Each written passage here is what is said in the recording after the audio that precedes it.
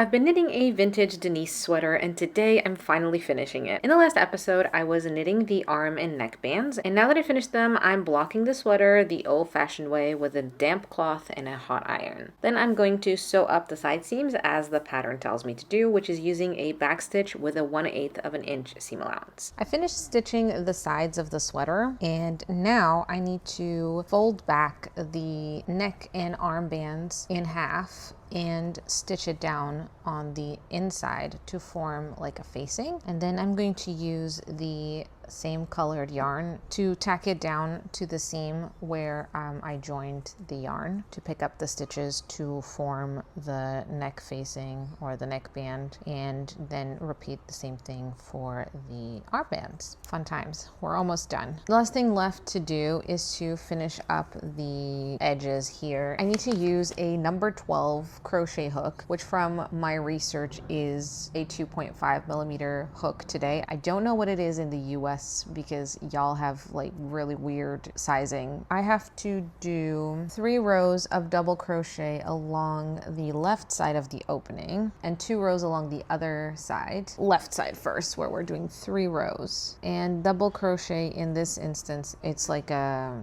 single in the US. This is like an Australian vintage pattern, so they used the same terms as they do in the UK, and they still do, I think. I'm just gonna go into every single stitch that I have at the edge here. One side done. Now let's do the other side. I'm on the second row of the double crochets on the side where I'm adding the button loops, and it tells me to add 4 buttonhole loops in the second row. When I get to the point where I want to add the button, chain like 2 or 3 or whatever, depending on how big you need the buttonhole to be. I'm going to chain 2. So that means I'm going to skip 2 stitches, and then on the third one, I'm going to keep doing my doubles as if nothing happened, and that leaves a little gap where I can add my button.